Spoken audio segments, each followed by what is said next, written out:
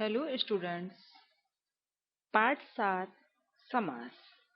पिछले वीडियो में हमने पढ़ा समास की परिभाषा। समास क्या होता है। दो या दो से अधिक शब्दों को संक्षिप्त में लिखना, एक शब्द देना समास कहलाता है। समस्त पद, दो या दो से अधिक शब्दों को मिलाकर एक पद बनाना समस्त पद कहलाता है। समास विग्रह, समास के पदों को अलग अलग करके लिखना समास विग्रह कहलाता है। समास के 6 भेद हैं। हमने पहला भेद पढ़ा अव्ययीभाव समास। अव्ययीभाव समास में पहला पद अव्यय होता है और दूसरा पद संज्ञा होता है। आज हम पढ़ेंगे तत्पुरुष समास। जिस समस्त पद में पूर्व पद यानी पहला पद संज्ञा अथवा विशेषण हो और उत्तर पद संज्ञा और प्रधान पद हो, उसे तत्पुरुष समास कहते हैं। समास करने पर दोनों शब्दों के बीच में विभक्तियों का लोप हो जाता है। इसके आधार पर तत्पुरुष समास के 6 भेद बताए गए हैं। तत्पुरुष समास में पहला पद संज्ञा या विशेषण होता है और जो बाद वाला पद होता है वह भी संज्ञा होता है और प्रधान होता है।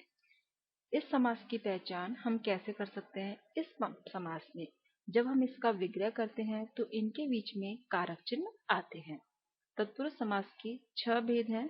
कर्म तत्पुरुष, करण तत्पुरुष, संप्रदान तत्पुरुष, अपादान तत्पुरुष, संबंध तत्पुरुष और अधिकरण तत्पुरुष। सबसे पहला है कर्म तत्पुरुष समास। जिस समस्त पद के पूर्व पद में कर्म कारक अर्थात को कारक चिन्ह को आए तो वह कर्म तत्पुरुष होता है। जब हम इसका समस्त पद बनाते हैं तो को जो कारक चिन्ह है उसका लोप हो जाता है। जैसे कि समस्त पद है शरणागत, जब हम इसका विग्रह करेंगे तो होगा शरण को आया हुआ, शरण को आगत।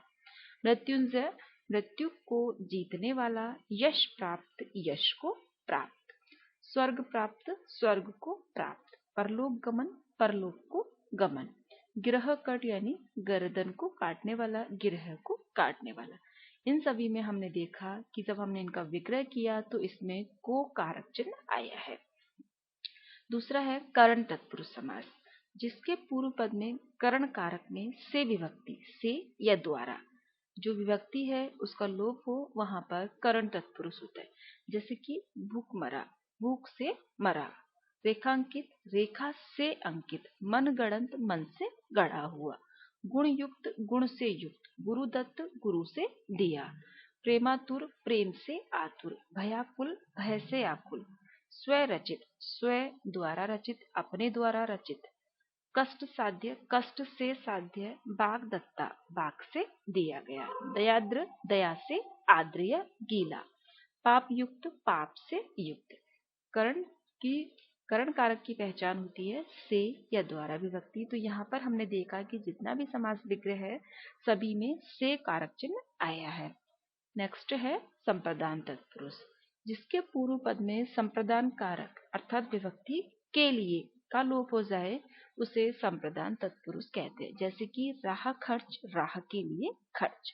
देशार्पण, देश के लिए अर्पण। बलि पशु, बलि के लिए पशु। हवन सामग्री, हवन के लिए सामग्री। पाठशाला, पाठ के लिए शाला। विद्यालय, विद्या के लिए आलय। तो संप्रदान तत्पुरुष में के लिए कारक चिन्ह होता है। जब हम इसे समस्त पद बनाते हैं तो के लिए का लोप हो जाता है और जब विग्रह करते हैं तो इसमें के लिए शब्द आता है, के लिए कारक चिन्ह आता है। अपादान तत्पुरुष समास। इसके पूर्व पद में अपादान कारक में से विभक्ति का लोप हो जाता है। जैसे कि देश से निकाला, देश निकाला। पद दलित, पद से दलित। पथ भ्रष्ट, पथ से भ्रष्ट। जन्मांध, जन्म से अंधा। शक्ति विहीन, शक्ति से विहीन हुआ, अलग हुआ।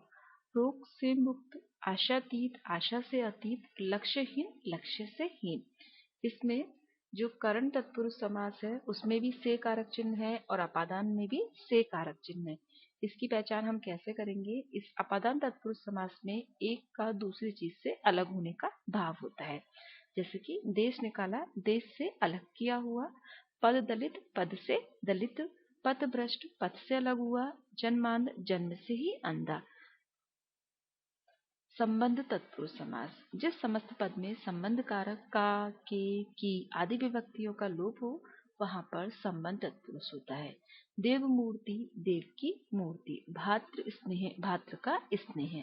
पराधीन, पर के अधीन, दूसरों के अधीन। देशोद्धार, देश का उद्धार। बैलगाड़ी, बैल की गाड़ी। दीनानाथ, दीनों के नाथ। जीवन साथी, जीवन का साथी। विद्या भंडार, विद्या का भंडार। सिर दर्द, सिर का दर्द। ईश्वर भक्त, ईश्वर का भक्त। सेनापति, सेना का पति। अधिकरण तत्पुरुष समास, जिसके पूर्व पद में अधिकरण कारक में, पे, पर आदि कारक चिन्हों का लोप हो जाए वहां पर अधिकरण तत्पुरुष समास होता है। दानवीर, दान में वीर। आत्मविश्वासी, आत्म पर विश्वासी। गृह प्रवेश, गृह में प्रवेश। वनवास, वन में वास। जग बीती, जग पर बीती। कुल श्रेष्ठ, कुल में श्रेष्ठ। आनंद मग्न, आनंद में मग्न। कला प्रवीण, कला में प्रवीण या कुशल। लोकप्रिय, लोक में प्रिय। जनप्रिय, जनता में प्रिय। कार्य कुशल, कार्य में कुशल। घुड़सवार, घोड़े पर सवार। इस तरह से हमने पढ़ा तत्पुरुष समास। तत्पुरुष समास की पहचान हम कैसे कर सकते हैं कि जब इसका हम विग्रह करेंगे तो इसमें कारक चिन्ह का प्रयोग होगा। तीसरा हमारा समास है कर्मधारय समास। जिस समस्त पद के दोनों पदों में विशेषण विशेष्य अथवा उपमेय उपमान का संबंध होता है उसे कर्मधारय समास कहते हैं और इसमें बाद वाले पद की ही प्रधानता होती है, उत्तर पद की ही प्रधानता होती है। कर्मधारय समास में दोनों पदों में से एक पद विशेषण होता है और दूसरा विशेष्य होता है। विशेषण और विशेष, उपमेय और उपमान। एक उपमा होती है और दूसरा जिसकी उपमा दी जा रही है वो। उपमेय या उपमान का संबंध होता है या फिर विशेषण और विशेष्य का संबंध होता है। कर्मधारय समास में विशेषण विशेष्य या उपमेय उपमान का संबंध होता है।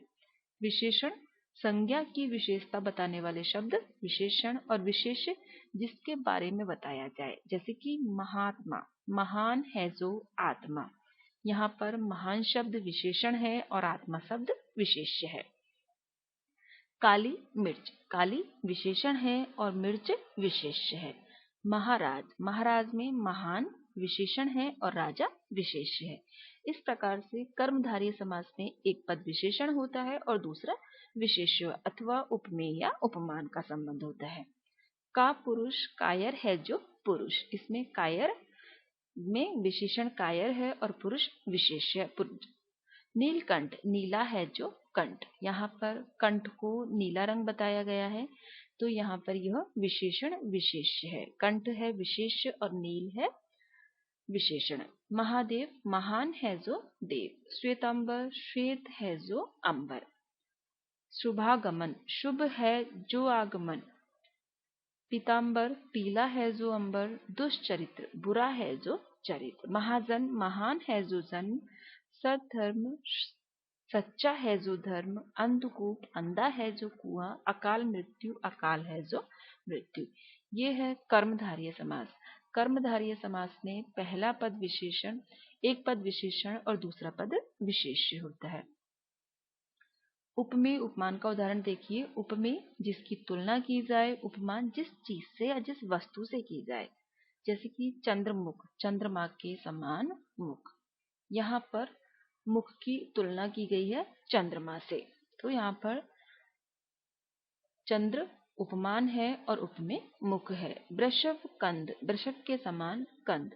क्रोधाग्नि, अग्नि के समान क्रोध। रत्न, स्त्री रत्न, रत्न के समान स्त्री। भुजदंड, दंड के समान भुजा। ये उपमेय और उपमान का उदाहरण। घनश्याम, घन के समान श्याम। मृगलोचन, मृग के समान लोचन।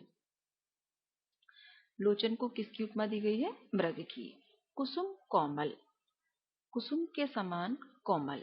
विद्याधन, धन के समान विद्या। कनक लता, कनक के समान लता। लता को कनक की उपमा दी गई है। तो यह कर्मधारय समास में एक पद विशेषण दूसरा पद विशेष्य होता है अथवा यहाँ पर उपमेय या उपमान होता है। जब हम इसकी पहचान करेंगे तो इसमें आएगा या तो है जो के समान या रूपी। इसके अंदर तीन शब्द आते हैं, या तो आता है जो। जब हम समस्त पद का विग्रह देखते हैं तो विग्रह में है जो शब्द आएगा या आएगा के समान या आएगा रूपी। जहां पर विग्रह करने पर ये तीनों शब्द हों, तीनों चिन्ह आपको दिखाई दे, वहां पर कर्मधारय समास होता है जो, के समान और रूपी। दूसरा, इसमें पहला पद एक पद विशेषण और दूसरा पद विशेष्य होता है अथवा उपमेय या उपमान का संबंध होता है। यह भी जानिए, विशेषण विशेष युक्त शब्दों का विग्रह दो तरह से कर सकते हैं, जैसे कि पहला दिया गया है और दूसरा अर्थ स्पष्ट करके। महात्मा, महान आत्मा, शुभागमन, शुभागमन। कर्मधारय समास में प्रथम पद यदि छोटा, बड़ा, लंबा, खट्टा आदि अकारांत विशेषण अगर आ रहे हों तो वे अकारांत हो जाते हैं, जैसे कि छोटा, इसमें छुट भैया। बड़ा गांव में बड़गाम, जो अकारांत है उसको अकारांत हो जाता है। वैसे ही लाल शब्द के साथ यदि भूरा, गोरा आदि विशेषण आ रहे हैं तो आ के स्थान पर ए हो जाता है, जैसे कि भूरा, लाल। तो यहाँ पर लाल के साथ भूरा आया है, इसलिए शब्द हो जाएगा ए, भूरे लाल। छोटा लाल, छोटे लाल।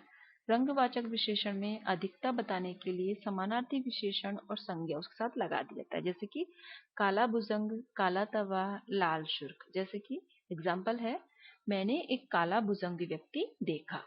माता के लिए लाल सुर्ख साड़ी लाना। इस तरह से हमने पढ़ा कर्मधारय समास और तत्पुरुष समास। कर्मधारय समास की पहचान, कर्मधारय समास में एक पद विशेषण और विशेष्य होता है अथवा उपमेय या उपमान होता है। जब हम इसका विग्रह करते हैं तो इसके विग्रह में है जो, के समान और रूपी हमें कारक चिन्ह के रूप में प्राप्त होंगे, चिन्ह के रूप में हमें दिखाई देंगे। Thank you.